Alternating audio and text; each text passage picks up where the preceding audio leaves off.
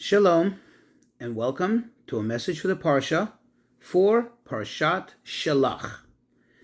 This Parsha speaks almost entirely about the story, the very sad and terrible episode of the sending of the spies and how they came back with the terrible disinformation about this special promised land and how the Jews cried, and they cried for no reason, obviously. They instantaneously lost their faith in Hashem after having experienced so many miracles and so many wonders on their way from Egypt to getting to this very point where they are. And yet they made a mistake and they complained, they cried, they second-guessed Hashem. And for that, Hashem said that they're going to remain in the desert, they're going to wander for 40 years. And that generation, meaning the adults over the age of 20, the men that is, that lacked faith in Hashem and so quickly turned and became so unappreciative of the wonders and of the favors, of the miracles that Hashem did for them, that they will not be entering the promised land. They will die out over the course of 40 years, and their children, the new generation, will go into Israel. What is this all about? What does this teach us right here, right now, to you and me living today in contemporary times? You know, one of the aspects, one of the ways of looking at the mistake that they made, because really if you think about it, people who experience such great miracles, people who experience things that we can't even imagine, we talk about it, we verbalize the wonders and the miracles, not because we really understand what they are, but because it says it in the Torah. Because the Torah gives us the narrative of them, therefore we're able to repeat it. But it's really beyond the scope of our imagination. We never actually experience things like that. And yet, they should be lacking the faith. They should be lacking the desire to go into the promised land. What is this all about? One of the ways of looking at it is, if you read the words that the spies said, almost verbatim, they said, "We saw this wonderful place. Amazing, beautiful homes, beautiful orchards. In fact, here's the fruit," and they brought these big giant fruits. But that's where the problem started, with the but. But you know, what they were concerned about is, if this is such a beautiful place, such beautiful landscapes, such beautiful fields, such great and phenomenal fertile earth, and the beautiful homes and cities and fortifications and everything, well, that requires a lot of work. That requires a lot of investment of time and energy. Do we really want to do it? Do we really want that? You see, here in the desert, what were they occupied with all the time, nonstop? Not with preparing food, not with plowing the fields, not with even doing the laundry. That was all taken care of for them from Hashem. All their attention was geared towards godliness and the study of Torah and so on.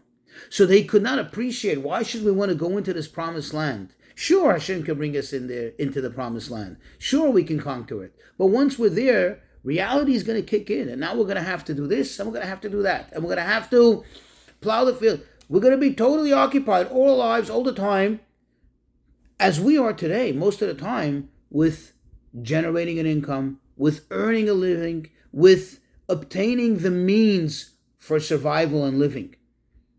The amount of time we actually live, whether it's in the material or in the spiritual, is minimal compared to a maximum amount of time that we put into earning that living, generating an income, being creative in making ways and means that we should be able to survive. This was their problem. Their attitude was the wrong attitude. You see, recently, I heard a very wise man say something very, very profound.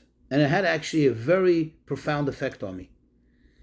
He said, you know, people say, I got to do this, I got to do that. I got to take the kids to the school. I got to get up and go to my job. I got to take care of the house. I got to cut the lawn. I got to do this. Wow, so overwhelming. But the truth is, when one has the right attitude, the right approach to life, you don't have to change much of what you're saying. But the whole attitude changes with one vowel. The word got Instead of spelling it with an O, you spell it with an E. I get to do these things. That's a whole different approach, a whole different attitude. Think about it. I get to cut the lawn. Well, thank God I have a lawn. Thank God I have a home. I get to take care of my house. I get to cook dinner. I get to take my kids to school. I get to do, to have to go to work and take care of my customers. Thank God I have all those things. And that's part of my mission in life. And by the way, the truth of this attitude is also when it comes towards Judaism. I'll extend it to something that's also so important in our life, or perhaps even more important than anything we've mentioned. You see, when you open the Code of Jewish Law, for somebody who's coming and approaching it with the wrong attitude, it can be absolutely overwhelming. What?